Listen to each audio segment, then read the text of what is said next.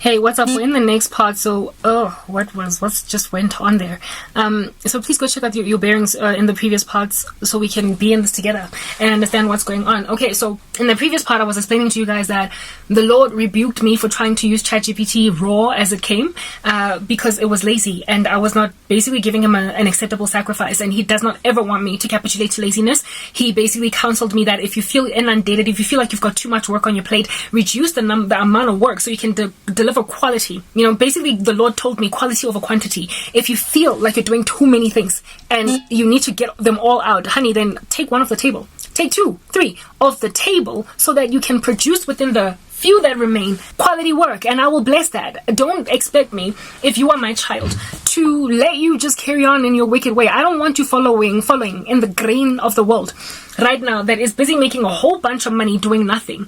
You are too intelligent and I don't want you wasting your talents. I don't want you to put them in the ground. So this is rebuke. It is chastisement. I don't want you working. The publication that rejected my article that I wrote well, and the Lord showed me that the person there who graded my essay gave my essay to somebody else to submit as their own. The Lord did not want me working there because it's one of those publications that give essays to students that don't write them themselves. The Lord saw that if I got given, for instance, they paid $18 to $47 an hour. If I were given a 5-hour essay to write or something that would last a couple of days and was expected of me to work on it over 15 hours, just the amount of money I would have gotten from finishing that assignment would have been such a massive temptation to me if they paid me just in the minimum $18 an hour. In South African terms, currently the dollar-rand exchange is sitting at something ridiculous like 18 rand. Just the amount of money I would have received from one project would have been so grand that I would have overwhelmed my conviction that I'm busy writing an essay for a student that is going to submit the work for themselves. God saw that I would struggle to bridle the temptation given my suffering. I'm struggling too much to reject that much money. So God basically kept the project out of my lap. The Lord disciplines those whom he loves. He chastises, guys, and he chastised me. He got me rejected by the publication because of fraud. And it worked out for my good, Romans 8:28. And he has also enabled me to narrow down what it is that I want to do so that I can focus on quality rather than quantity. Because if I keep on just throwing videos out there hoping to just grow quickly, that's not going to do anything for me. And he helped me test that, prove that through my faceless YouTube channel for videos. Guys. Okay, so because of the way that I'm so persecuted by YouTube, I feel as if though they're on my back with a target. It's red and it's like, tag, you're it. Bangi bugile lezinja, right? Get convinced. Because of that, my incredible paranoia, it might be paranoia or I might actually be accurate, okay, has made me feel as if though they've got like face recognition software targeting my behind. That's why even my fitness channel is not growing at the level or height that I wanted to grow, because they can see my face.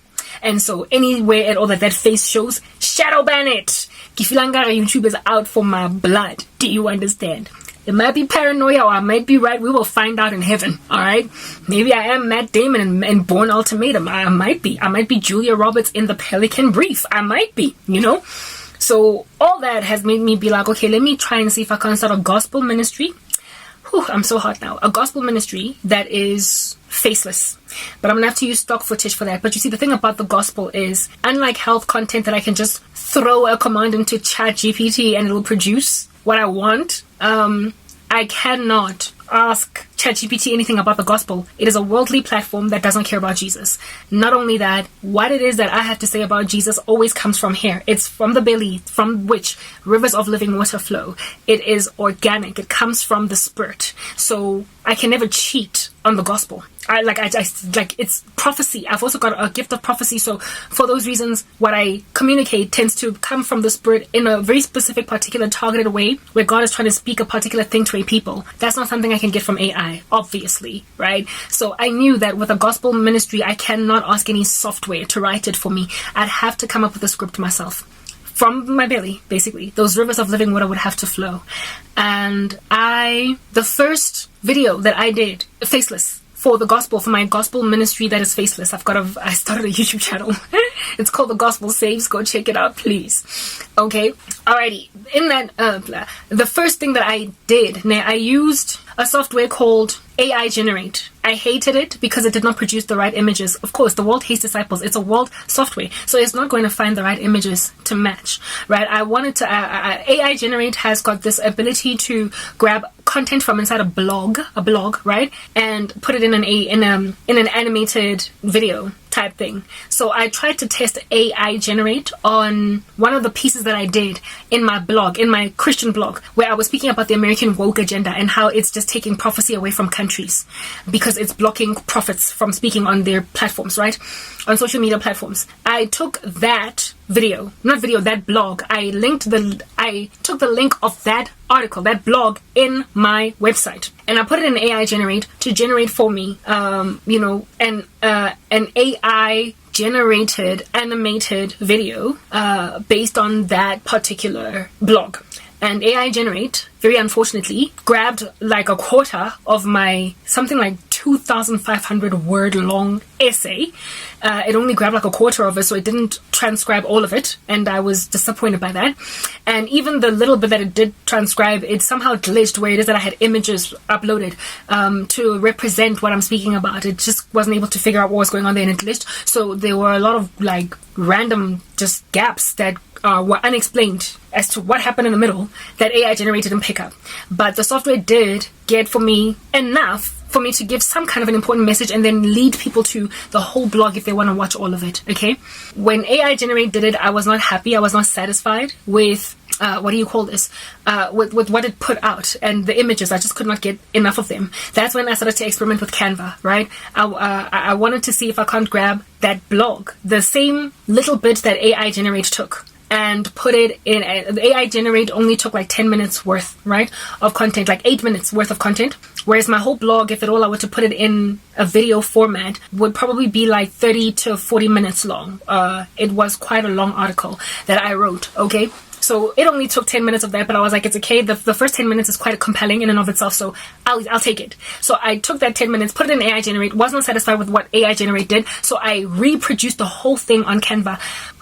Guys, it took me the whole day. I am not lying to you. I had to take my computer. My mom was not home that day, neither my little sister. And I sat in the house to maximize Canva's functionality with Wi-Fi, so it does not get slow and glitchy, and because back here I'm a little bit far from the router, so it's problematic for me, right? So I sat in the house where there is the fastest internet that you can get, unplugged my computer and everything. I closed all my applications, making sure that only Canva operates, and it indeed helped. It did help so that everything was not slow.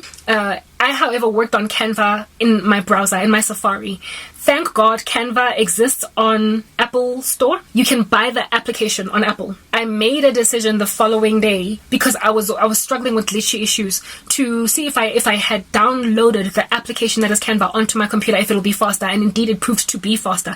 Otherwise, I was going to abandon Canva because it took me the whole day. One of the biggest reasons was because of how, like, every time after I would upload an image or put an image on my slides, oh goodness, it would freeze and then move and then freeze and then move. That I blame on my computer. It is old. But once I started using the application that is Canva, once I started to work off the application and not in the browser, it improved significantly by maybe like 30%. So it made me really like feel Canva is great. So if it was not for Canva giving me the glitchy issues that it gave me on the browser, I would have sliced that work time maybe by 2 hours at most.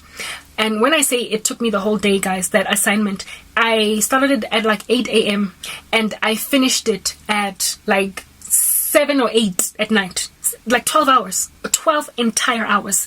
And I started first in the house and then I moved my computer this side to finish it. I was so exasperated. You know what took time? First of all, I typed in the text myself.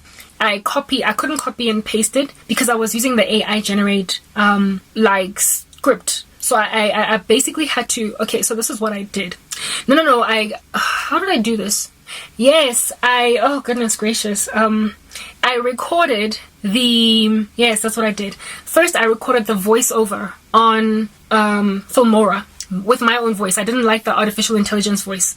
No, the voiceover, I put my own voiceover over the AI generated because I didn't like AI generates voiceover. It sucked. All right, it was just monotonous and it sounded like a robot. And this is the gospel. We don't do robot. We do the image of God. So I detached the audio on one of my videos. I believe I might have used the Filmora or whatever. I detached the audio, uploaded it onto Canva, and because it was just the audio, Canva does not give you text to video. You gotta do it yourself. I had to retype the whole thing by listening to what I say, and then I put it in slides, and I told myself I would pick the images later. That took me 2 hours for a 10-minute video. For an 8-minute audio, it took me to put it on multiple slides. Goodness gracious, it took me 2 hours. And I thought all the work was done, it was finished after that 2 hours, because all I needed to do now was just pick images. Guys, selecting stock footage is a lot more of a task and onerous one, if at all you're going to be serious about getting heard, than most people give it credit for. So people who create videos where they've just got stock footage in the background, y'all need to stand up and give them a round of applause, because it just, for them to be believable and for their footage to be compelling, they have got to go through so many places. Like, I use Pixels and Canva, where it is that I couldn't find the right image on Canva. Do you understand? And even then, I could not find sometimes what I was looking for, to a point where I was scrolling for minutes on end just to get the image that most works, because, this is the gospel. And because it's the gospel, there's not a lot of footage, because the world hates disciples, that is as closely mapped to Christianity as you would like it to. There's nothing on the rapture, for instance, like little bodies floating into the sky, nothing on the great apostasy. You have to be metaphoric in the way you think. The way that I depicted the great apostasy was by little human being dominoes falling. I could not see perhaps find a video of a person that maybe was depicted in the past as having worshipped God, and now today they're not, because they're in the club dancing it up a storm, twerking, in a Christian world. All I could think about when I was busy producing that footage was that video was in a Christian world where Christ reigns. Hey, the pixels and the story blocks and the Shutterrocks and the canvas of this world would have stock footage that is like mapped, traceability matrix 1-to-1 ratio to exactly what is on your mind. But this world does not cater for many of the images that are in the Bible at all. Lies, you can't find them on Canva. It's very politicized. So Canva, once you work on it, you will realize how restrictive it is. They don't want any, you can't, like, censorship, lies, basic things that you would easily find on other very much more expensive premium stock footage websites. You can't find it on Canva because it's free, or at least it's cheap if at all you go on the paid plan. Yeah, it's very politicized, highly for anti-left agenda. Hey guys, there's the American left agenda. Like, it's even in Canva. Like, you can pick it up anyway, but that's another story for another day. Okay, so I had to go run from pillar to post using both Pixels and Canva just to get what I wanted, and it took me the entire day. Do you know how much that disquieted me and disillusioned me? It made me feel so sad, because I have got this history of my content going nowhere.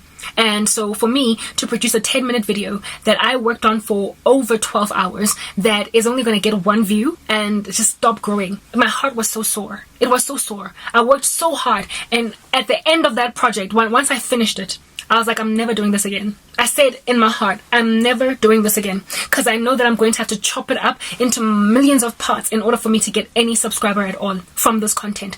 But the 10-minute video that took me 12 hours to do that just so I can get binary code on my content. Binary. With nobody liking, nobody recommending, nothing. I'm not doing it. I told myself that. I went to bed all sad. The next day, I went on right ahead to chop it up into small little parts and upload the shorts on YouTube so I could gain subscribers. And I was like, I'm not going to do this again. Lo and behold, I uploaded the same video on Rumble.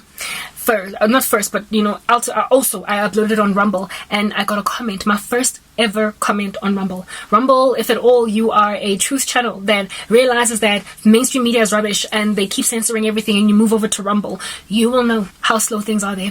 For every 1 subscriber you get on YouTube, you will get perhaps a decimal point, 0.00001% of a follower on Rumble. People don't easily follow on Rumble, first and foremost, and the views there are scant in comparison to YouTube, even in a shadow banned state. So it's slow to grow on Rumble. You've got to be big, huge, prolific, like a little bit of a Russell Brand or an Eric Stackelberg, if we're going to go into the Christian space, if at all you're going to go anywhere on Rumble. And so I expected that on Rumble, I'm probably going to sit on 0 views. Instead, the very next day, I woke up, opened my email. Rumble, when somebody comments, you get the comment sent you via email on your email as well. So YouTube also does the same thing. But I've disabled my comments on YouTube, so I don't really get that. Okay, yeah, no, I got a comment. And I was like, somebody watched it all the way to the end to a point of even commenting and saying, I was like, whoa, that is that video that I did yesterday. So it turns out it was not a waste of time. But guys, it was not just on Rumble where that video did okay. Next part.